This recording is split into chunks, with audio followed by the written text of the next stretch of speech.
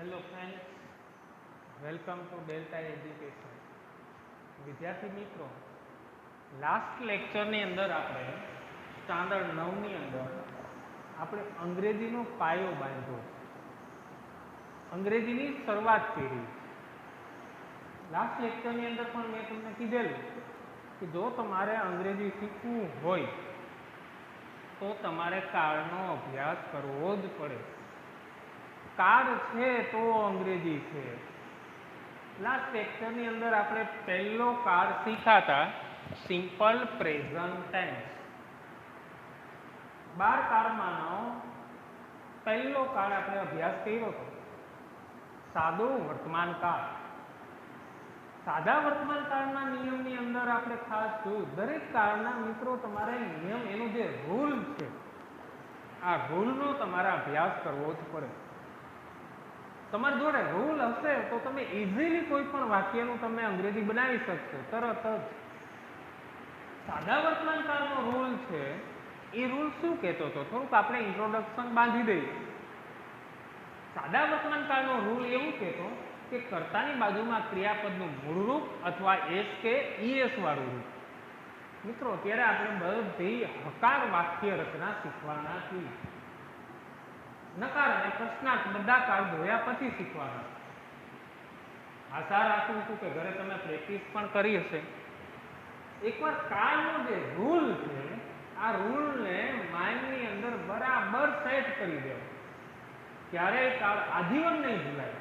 રાત્રે કોક નીંદરમાં ટાપલી મારે તો બી કાળ યાદ આવી જશે. સાદા વર્તમાન કાળમાં કર્તાની બાજુમાં ક્રિયાપદનું મૂળ રૂપ અથવા એસ કે ઈએસ વાળું રૂપ હતું. કર્તાની બાજુમાં ડાયરેક્ટ ક્રિયાપદ હોય અને એ ક્રિયાપદનું મૂળ રૂપ હોય અથવા તો એસ કે ઈએસ હોય તો એ સાદો વર્તમાન કાળ જ હોય છે. ક્રિયાપદ ઉપરથી કાળ પકડાશે. આ વસ્તુ ધ્યાનમાં રાખજો મિત્રો. તો આજે આપણે બીજા કાળનો અભ્યાસ કરીશું. વર્તમાન કાળનો બીજો કાળ એટલે કન્ટિન્યુઅસ પ્રેઝન્ટ ટેન્સ, યાની ચાલુ વર્તમાન કાળ. તમે બધા જાણો છો વર્તમાન બરાબર છે. વર્તમાન એટલે હાલની સ્થિતિ, પણ કેવી સ્થિતિ? તો કે ચાલુ. એનો મતલબ શું થાય? તો કે કોઈ બી ક્રિયા અત્યારે વર્તમાનમાં ચાલુ છે. કેવી છે? ચાલુ છે. એવું દર્શાવવા માટે આ કાળનો પ્રયોગ થાય છે. ચાલુ વર્તમાન કાળ શું બતાવે? જનરલી તમે વિચારો કે આ જે કાળનું નામ છે ચાલુ વર્તમાન કાળ. વર્તમાનમાં જ કોઈ ક્રિયા ચાલુ છે.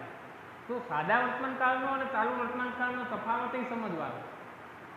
એ આગળ જતા હું તમને વાક્યની અંદર સમજાવું છું, પણ એમને સમજો કે આ શું કહે છે ચાલુ વર્તમાન કાળ? તો કે જો વાક્યમાં અત્યારે, હમણાં, હાલમાં, અત્યારે, હમણાં, હાલમાં જેવા શબ્દો આપેલા હોય. હવે આ શબ્દોનો આપણે પ્રયોગ ક્યારે કરીએ? અત્યારે, હમણાં, હાલમાં, આ બધા વર્ડ છે એ આપણે વાપરીએ ત્યારે. જનરલી ક્રિયા ચાલુ હોય ત્યારે જ વાપરીએ કે નહીં? સામાન્ય લોજિક વિચારો. ક્રિયા ચાલુ હોય ત્યારે જ વાપરીએ છીએ. ઇંગ્લિશની અંદર આપણે ખબર છે કે આ કાળની અંદર લુક, સી, વોચ, આવા ઘણા બધા શબ્દોનો પ્રયોગ થાય છે.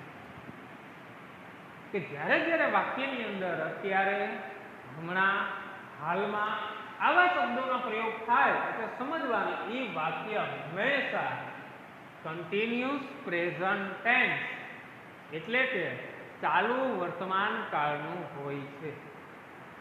શું કહે છે? દાખલા તરીકે હું અત્યારે ક્રિકેટ રમું છું. સમજો મિત્રો, ક્રિયા કેવી છે? તો કે ક્રિકેટ રમવું. ક્રિયા કેવી છે? અત્યારે જ રમવું.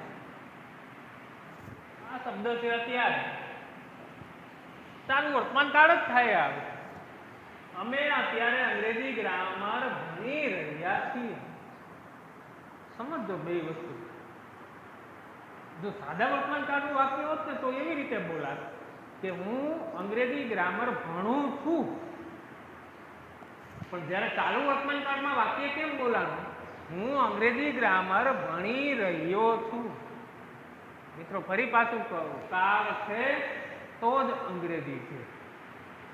જો કાળ નહીં આવડે તો અંગ્રેજી નહીં આવડે.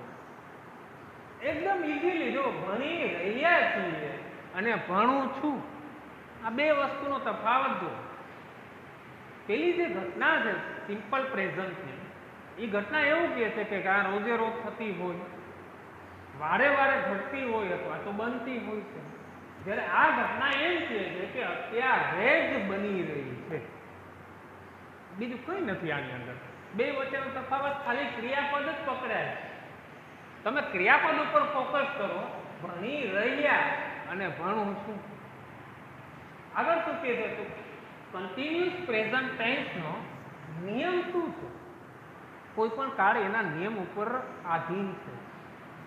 તો કે કન્ટિન્યુઅસ પ્રેઝન્ટ ટેન્સની અંદર સબ્જેક્ટ કરતા, આપણે ખબર છે આપણી જોડે કરતા ક્યાં છે? આઈ, વી, યુ, હે, હી, સી, આ બધા અંગ્રેજીની અંદર કરતાઓ છે. આ બધા કરતા વિશે આપણે સારી રીતે જાણીએ છીએ. તો સૌથી પહેલા કરતા, અને કરતા પછી એમ, ઇઝ, આર. આ એમ ઇઝ આર શું? ટુ બી ના વર્તમાન કાળના રૂપો છે. પ્લસ ક્રિયાપદને આઈએનજી પ્રત્યે લગાડવાનું છે. કોઈ પણ ક્રિયાપદ હોય, કમ ક્રિયાપદ હોય તો કમને આઈએનજી લાગે, કમિંગ. રીડ ક્રિયાપદ હોય, રીડને આઈએનજી લાગે તો રીડિંગ. રાઇટ ક્રિયાપદ હોય, રાઇટને આઈએનજી લાગે તો રાઇટિંગ. દરેક ક્રિયાપદને ચાલુ કાળની અંદર, ચાહે વર્તમાન કાળ હોય તો ભલે ચાલુ, ચાલુ ભૂતકાળ હોય તો ભલે, ચાલુ ભવિષ્યકાળ હોય તો ભલે, ચાલુ કાળ આવે, ચાલુ શબ્દ કાળની અંદર આવે, કન્ટિન્યુઅસ શબ્દ આવે એટલે એ ક્રિયાપદને આઈએનજી લાગશે. આ યાદ જ રાખી લેવાનું. નિયમ શું કહે છે? કરતા plus am, is, are plus ક્રિયાપદને આઈએનજી. હવે આપણને પ્રશ્ન અહીંયા થાય છે કે ક્યાં કરતા જોડે એમ, ઇઝ, આર મૂકવું? આર યુ સોલ્યુશન આપણી જોડે. એમ, ઇઝ, આર ક્યાં કરતા સાથે મૂકવા? તો કે કરતા તરીકે આઈ હોય તો એમ, યુ હોય તો આર, વી હોય તો આર. કરતા ત્રીજો પુરુષ એક વચન એટલે કે હી, સી કે ઈટ હોય તો ઇઝ, અને ધે કરતા હોય તો આર વપરાય છે. ઇઝી. ફરી પાછું જુઓ, કરતા plus am, is, are plus ક્રિયાપદનું આઈએનજી. જો કરતા તરીકે આઈ હોય તો ટુ બી નું એમ રૂપ વપરાય છે વર્તમાન કાળનું, વી હોય તો આર, ધે હોય તો આર, યુ સાથે આર.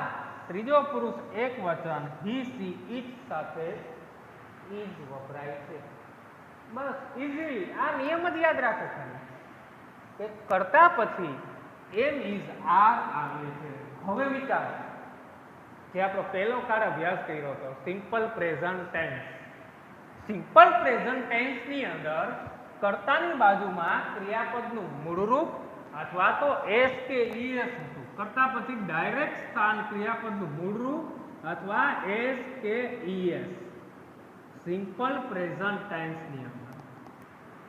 જ્યારે ચાલુ વર્તમાન કાળમાં કન્ટિન્યુઅસ પ્રેઝન્ટમાં સીધું જ ટુ બી નું એમ, ઇઝ, આર નું રૂપ આવે છે, સહાયકારક ક્રિયાપદ. જ્યારે મુખ્ય ક્રિયાપદનું આઈએનજી વાળું રૂપ આવે છે.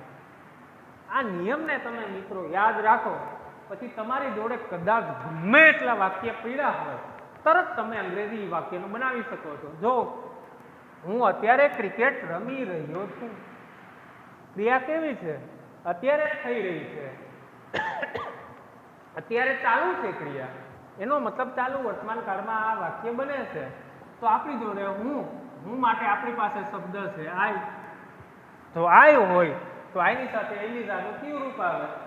આપેલું છે. આઈની સાથે એમ, ઇઝ, આરનું એમ આવે. આઈ એમ ક્રિકેટ રમી રહ્યો છું. તો ક્રિયાપદ આપણી પાસે રમી રહ્યો, તો પ્લે, પ્લેને આઈએનજી લાગે. આઈ એમ પ્લેઇંગ ક્રિકેટ. ના, ઇઝીલી તમે કોઈ પણ વાક્યનું અંગ્રેજી બનાવી શકો છો. તમારે ફક્ત એક જ કામ કરવાનું, રૂલને ફોલો કરવાનું છે. જો તમે રૂલ ઉપર હાલશો, રૂલને તમે બરાબર નિયમને યાદ રાખશો, તો તમે આરામથી અંગ્રેજી બનાવી શકશો. આગળનું વાક્ય શું કહે છે? બીજું, તે અત્યારે નિશાળે જઈ રહ્યો છે.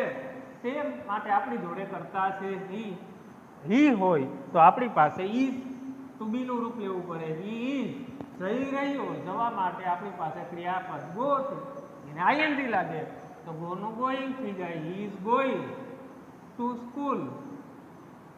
નાવ ઇઝીલી બનાવી શકો કરતા હી છે માટે ઇઝ આવે છે. આપણી પાસે ટુ બી ના સહાયકારક ક્રિયાપદો વર્તમાન કાળના લેવાના છે, બીજું કોઈ નથી આની અંદર. સંગીતા અત્યારે ગીત ગાય છે. તમે આરામથી પ્રેક્ટિસ કરી શકો છો. 2-5 સેકન્ડ માટે સ્ટોપ કરીએ, તમે બનાવો તમારી રીતે વિચારો. તમે ખાલી મનની અંદર વિચારો કે કઈ રીતે બને છે. આપણી જોડે કરતા છે. કરતા કોણ છે? તો કે સંગીતા છે. સંગીતા આપણી જોડે કરતા છે. સંગીતા છે એટલે ઇઝ. સંગીતા ઇઝ ગીત ગાય છે. Sangita is singing a song. Now easily તમે કોઈ બી વાક્ય હોય, તમારી જોડે કદાચ આવા ગમે એટલા વાક્ય હોય, આરામથી તમે અંગ્રેજી બનાવી શકો. રૂલ યાદ રાખવાનો. મોહિત પત્ર લખી રહ્યો છે. તો કઈ રીતે વાક્ય બને છે? જો આપણી જોડે કરતા છે કોણ છે? મોહિત છે. મોહિત કરતા હોય તો એની દાનું કયું રૂપ આવે છે? ઇઝ. તો મોહિત ઇઝ લખી રહ્યો માટે રાઇટિંગ અ લેટર. ઇઝીલી બનાવી શકો છો. સાદા વર્તમાન કાળમાં 2 વસ્તુ ધ્યાનમાં રાખવાની હતી. કર્તાની બાજુમાં ક્રિયાપદનું મૂળરૂપ અથવા એસ કે ઈએસ. ત્યારે ચાલુ વર્તમાન કાળની અંદર એક જ વસ્તુ ધ્યાનમાં રાખવાની છે. કર્તા પછી ટુ બીના વર્તમાન કાળના રૂપ વપરાય છે એમ, ઇઝ અથવા આર. આ એમ, ઇઝ, આર પછી તો દરેક વાક્યની અંદર ક્રિયાપદનું આઈએનજી આવે જ છે. જો તમને માઇનર ડિફરન્સ સમજાવું કે આ 2 વાક્ય હું લખું છું. એક વાક્ય આવું છે કે હું પત્ર લખું છું. બીજું વાક્ય આપણી પાસે આવું છે કે હું પત્ર લખી રહ્યો છું. હવે તમે જ વિચારો, આ બંને વાક્યને કાળ સાથે એને બરાબર ફિટ કરો. આ બંને જે ક્રિયા બને છે, આ બંને ક્રિયાને ટેન્સમાં આપણે લઈ જવાની. જો હું પત્ર લખું છું, પહેલા જ લેક્ચરની અંદર મેં તમને કીધું હતું કે પાછળ શું હોય એટલે વર્તમાન કાળ હોય. પણ વર્તમાન કાળમાં આપણે તો નક્કી કરવું પડશે કયો વર્તમાન કાળ હશે, કારણ કે આપણી જોડે 4 વર્તમાન કાળ છે. તો 4 માંથી કયો વર્તમાન કાળ હશે આ નક્કી કરવાનું છે આપણે. હવે જો હું પત્ર લખું છું, આ ક્રિયા અત્યારે આમ જોઈએ ગ્રામેટિકલી લખી રહ્યો છું એમ નથી બતાવતું. ગ્રામર આપણું શું કહે છે? લખી રહ્યો, વાંચી રહ્યો, જઈ રહ્યો, જોઈ રહ્યો. આવું જ્યારે બોલાય છે ગ્રામરની અંદર, ત્યારે એ ક્રિયા ચાલુ કાળમાં આવે છે. ઘણા એવો પ્રશ્ન થાય, સાહેબ કે હું પત્ર લખું છું, આ ક્રિયા ચાલુ જ છે. હું એમ કહું કે હું પત્ર લખું છું મતલબ એ ક્રિયા ચાલુ જ છે. પણ એ ક્રિયા વારે વારે થતી ક્રિયા છે, હાલમાં થઈ રહી છે, થઈ રહેવાની ક્રિયા નથી. આ વસ્તુ મગજમાં ફિટ કરવાની છે. એટલે તમને સાદા વર્તમાન કાળ અને ચાલુ વર્તમાન કાળનો ડિફરન્સ આજીવન નહીં ભૂલાય, ગેરંટી આપું છું તમને. ખાલી યાદ રાખો કે લખું છું અને લખી રહ્યો છું, આ બેનો તફાવત ગુજરાતી ગ્રામરમાં સમજાઈ જાય.